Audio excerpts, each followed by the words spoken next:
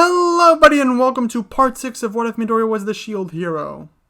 This episode will include a bit of a different adventure since Midoriya's adventure after the first wave, or technically the second one, but it's the first one he faced, is logically different than what Naofumi's adventures were. So this one's going to be a bit different. I do want to say that if you guys want to see the next video very soon, go for 150 likes and I'll make it up for the 15th. I think that's doable. That said, please check out the Discord in the description below where I talk to you guys and ask for ideas and stuff.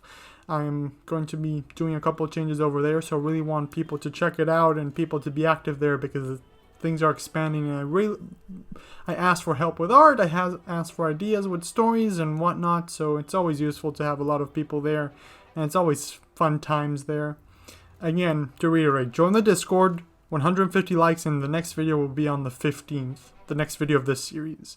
That said, enjoy the video after that intro.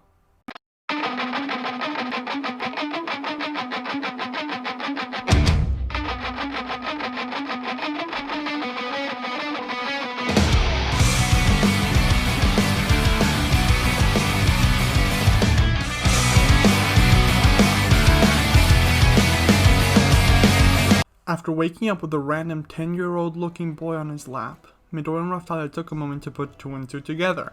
When they did, they decided to head back to the capital and talk to the slave trader. "Why are we coming back here, master? Can't we get something to eat instead?" asked Denki as the group enters the slave merchant's tent. "We'll get something to eat after, but first there's something we have to take care of.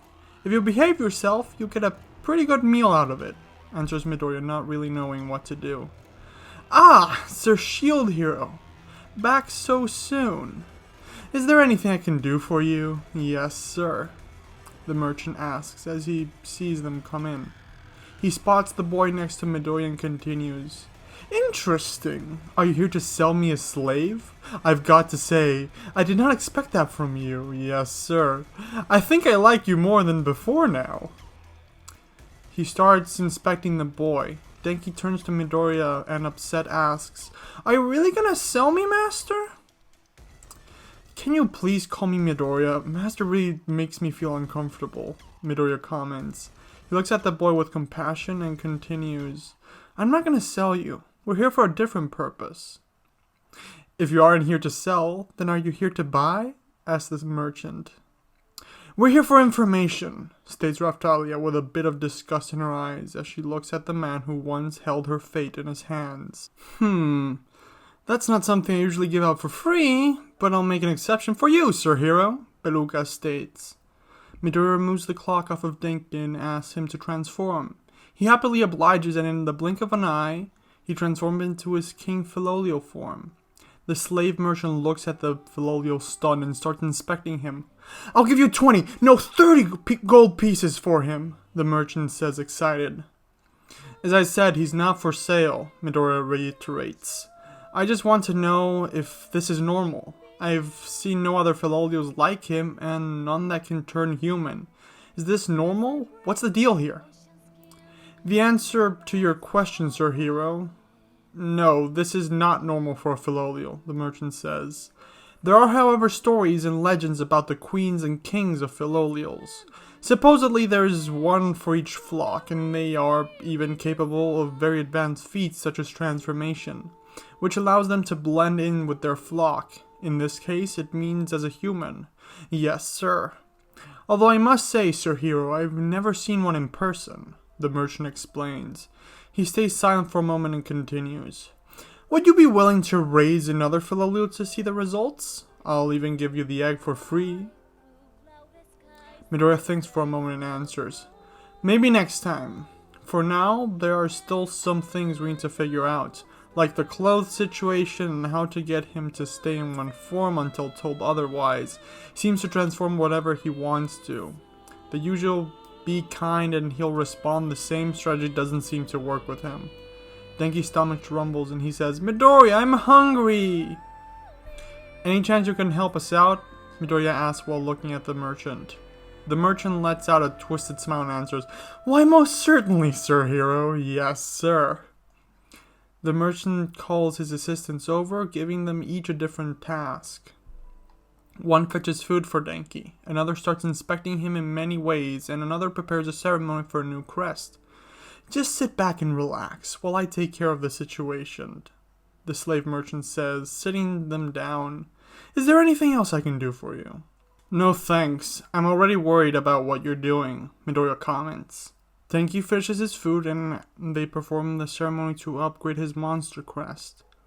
After, the merchant approaches Midoriya with a couple pieces of paper in hand and says, "Interestingly enough, your Filolial's magic affinities are both wind magic and lightning magic. Quite rare. Usually Filolials only have access to wind magic. I've also applied a new monster seal to him, one that he shouldn't be able to resist, so now he'll have to obey you when you tell him to stay in one of his forms. I've also done some research on the clothes problem you seem to have, and like Beastmen, it's an easy solution for you. You just have to go to a tailor with magic thread and they'll make some clothes that transform with a Filolial." "What's magic thread? Where can we buy some and how much does it cost?" Midoriya asks. "Oh no, my dear sir, you must understand. Magic thread isn't something you buy. It has to be catered to the individual. It's made from one's own mana. It cannot simply be bought," the merchant answers. "Okay, then where can we obtain this magic thread?" asks Raphtalia before Midoriya can, feeling a bit left out of the conversation. "You simply need to find a store with a magic spinning wheel. The only one I know about is the magic shop in town," Belugas responds.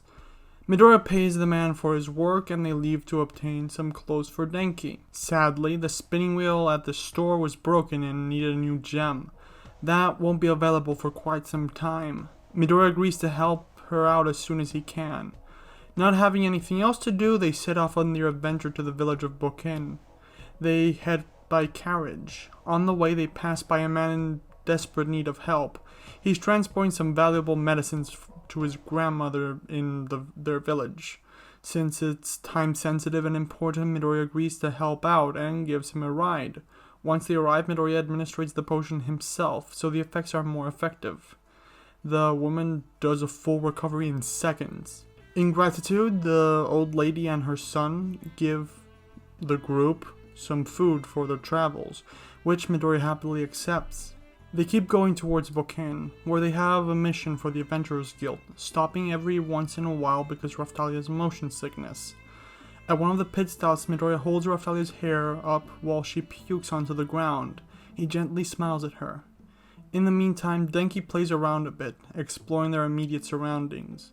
After she's done, she lies down for a bit and asks, "Why do you smile every time I get motion sickness?" I was smiling?" asks Midoriya. Raphtalia blushes and answers, "Yeah, every time. I was just wondering if there's a reason." "I'm sorry," he says. "It's just, you remind me of my best friend. I really miss her." "Oh, sorry if I brought back some painful memories or anything," Raphtalia blurs out, not knowing what to say. "It's fine. Do you feel better now?" Midoriya asks. "Yeah, I think we can keep going," answers Raphtalia. They continue on with their journey. A day later, while on the road, they run into a nice couple who have a cart with a broken wheel, and they quickly stop to assist. "What's the problem?" asks Raphtalia as they stop. At this point, she's just glad to be on solid ground, as she was starting to get motion sick again. "Oh, thank God someone ran into us," says one of the two.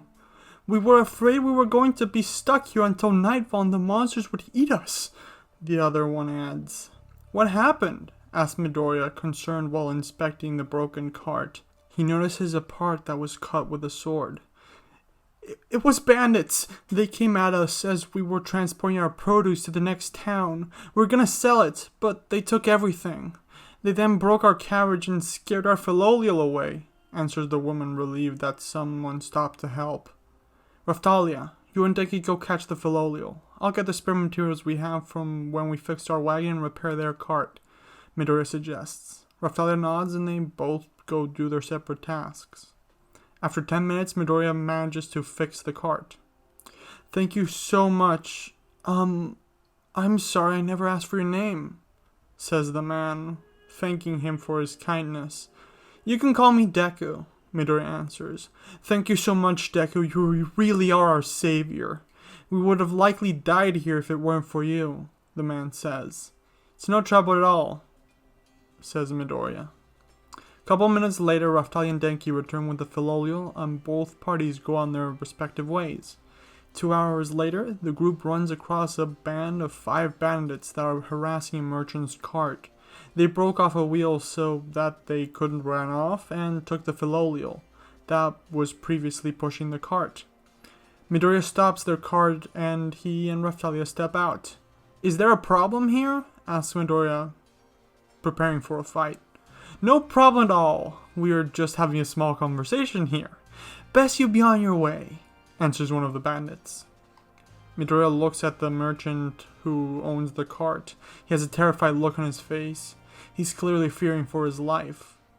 "What are you talking about?" asks Midoriya. "I'm sure it's interesting." The bandit pulls out his sword and points at Midoriya, causing Raftalia to reach for hers. But Midoriya puts her at ease. "Listen here, buddy. I was going to be nice and let you go, but you're sticking your nose too deep in my business, so now I want everything that's in your cart," the bandit says, trying to sound menacing while showing a smile. Midoriya nods. He activates One for All, lets himself fall, and sweeps one of the legs from the bandit.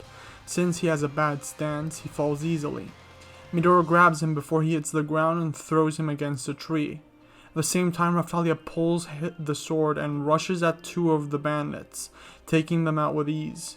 2 more bandits run at Midoriya, but Denki takes them down with some of his lightning magic, electrocuting them. "Thanks," comments Midoriya looking at the Filolial. "No problem," answers Denki.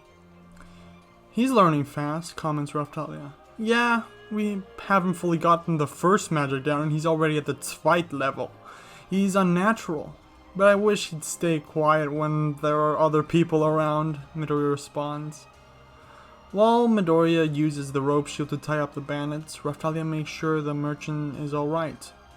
They strip the bandits of their weapons and what they stole, and after making sure that the merchant was alright, they leave, passing by the closest guard station later to drop off the bandits. They keep traveling, and on their travels they help out whoever they find in need of it.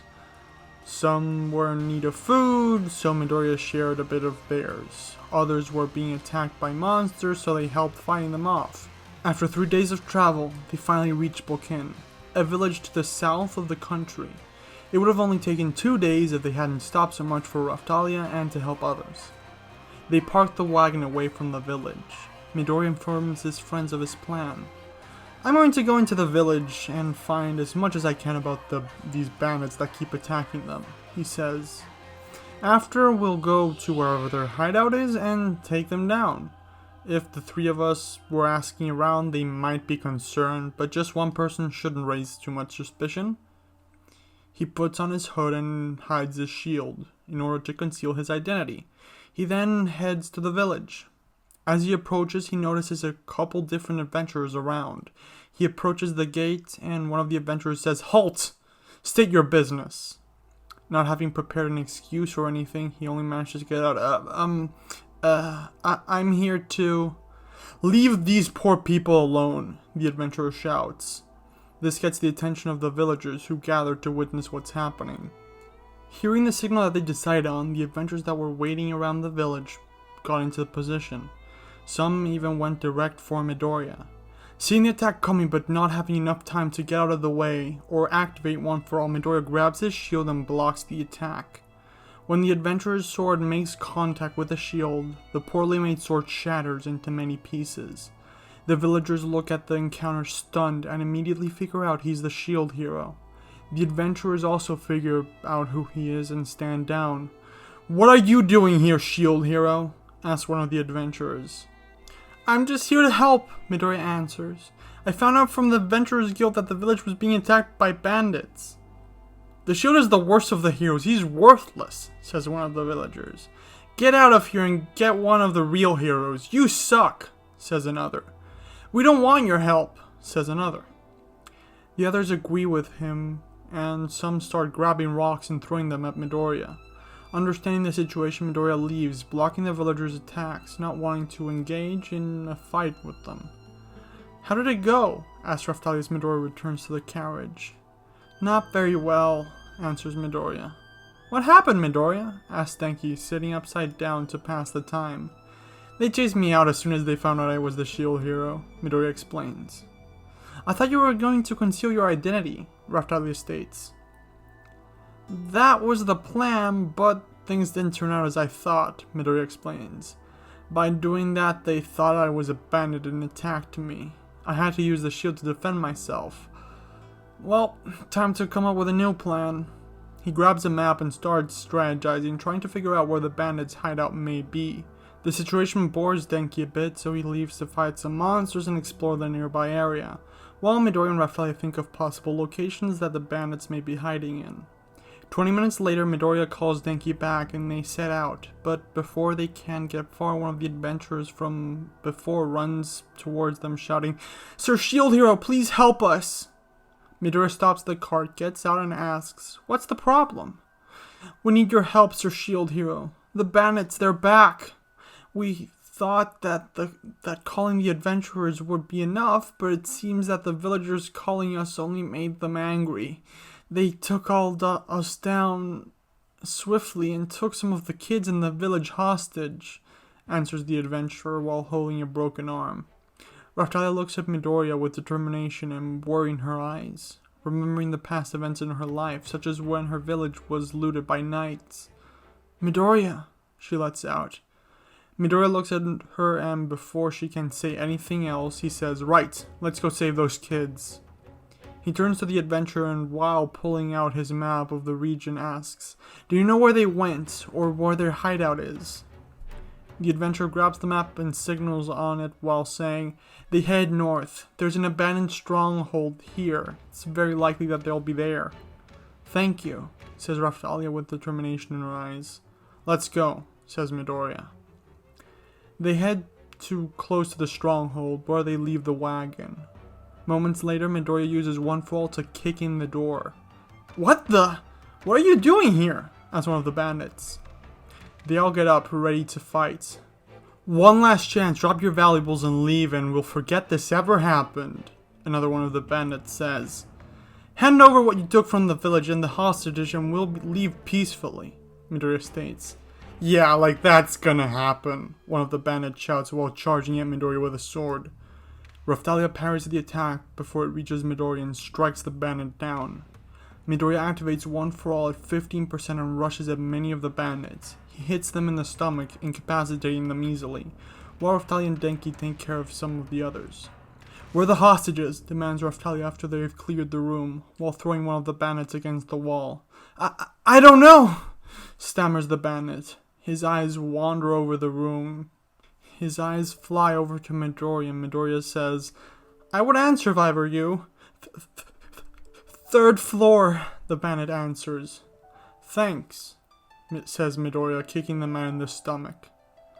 "We don't know how many more people are here, so I think we should split up and clear the building," Midoriya suggests.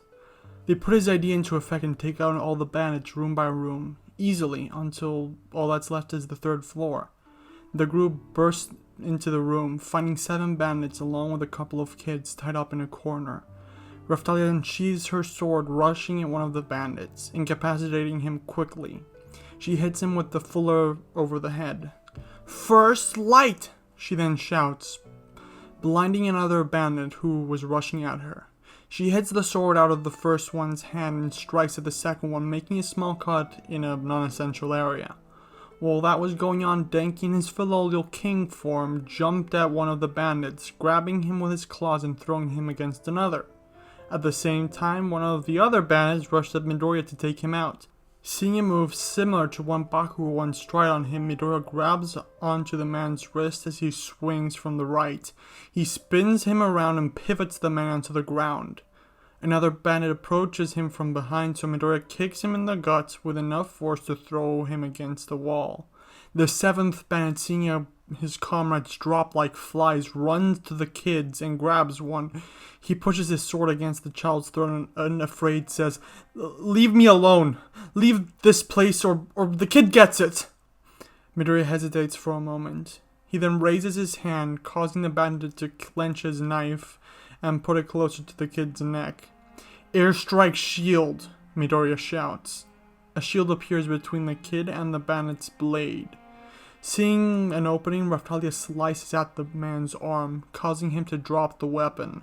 Denki then uses a bit of lightning magic to incapacitate the man. Midoriya runs to the child's side and asks, "Are you alright?"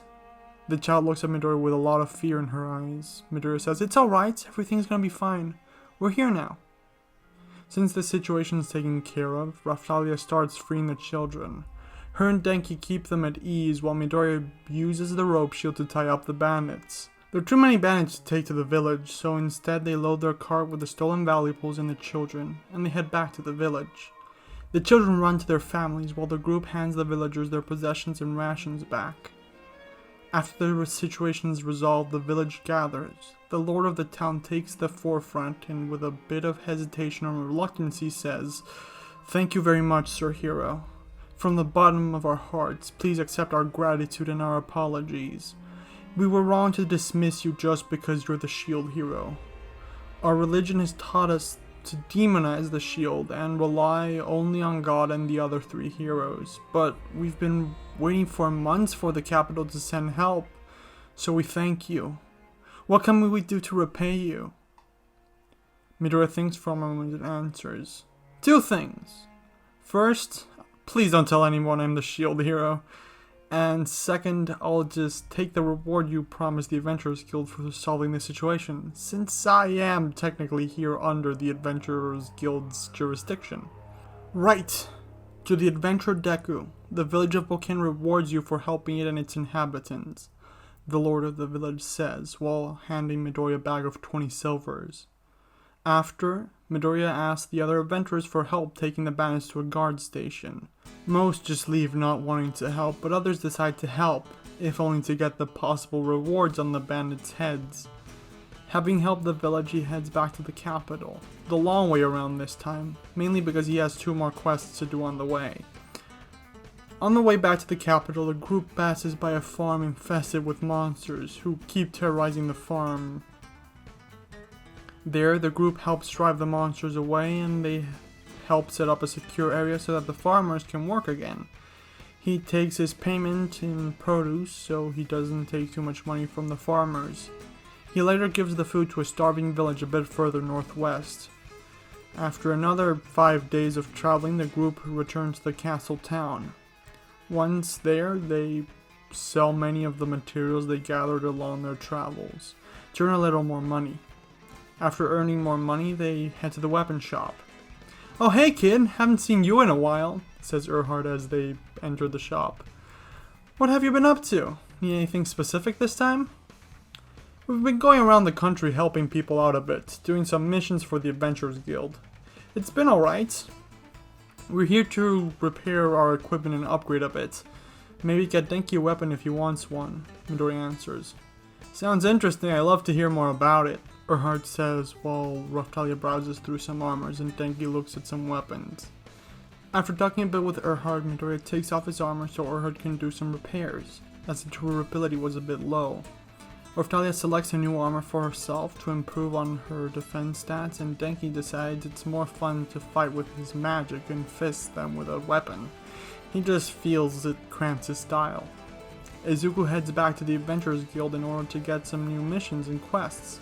"Hello, Deku. You've had quite an impact on your adventurers, haven't you?" the receptionist asks as they enter the shop. "What types of quests are you looking for today?" "Anything I can help out, really," Midoriya answers. "Unless there's a magic gemstone as a reward, we kinda need one of those." "Well, we don't seem to have one of those at the moment, but you can always have a look at the board," the receptionist answers. The party heads to the missions board and looks around. They see many missions. One that strikes Midoriya as an interesting one is a dragon that's causing havoc near Mirso village. Raphtalia and him pick out a couple other quests and set off to Mirso village as their first priority. And that's the end of the video. I do hope you all enjoy. I know most of you will leave now, but please stick around if you hear this part. Mainly because I always talk here and no one listens to me. which is kind of sad. I usually just explain reasonings for why stuff happens and whatnot. So I'm just going to say that you may be a bit disappointed that there's not going the canon way now. It's mainly because at this point there's 1.5 months of adventure that can be told here. And I want to add, since Midoriya's adventure is obviously going to be different than Naofumi's, it's going to go a bit different next time, as was just kind of hinted at. There's going to be the dragon adventure and Ren and stuff, but there's also going to be other missions. He's still going to resolve the thing that Motoyasu screws up in the village. He's still going to go on some of the same ones like the dragon, but the dragon he handles beforehand. Like, things just are supposed to happen differently because it's a different person doing the different adventures. It's kind of the same reason why we don't have Philo in this story, because even if Midoriya picked the right egg, which would be extremely low odds, the Philo wouldn't come out the same because of Midoriya. It depends on who picks the egg, which is a weird thing to explain. So yeah, I hope you all enjoyed this video. Now you can start leaving. Until next time, everyone, have an absolutely fantastic day. Bye!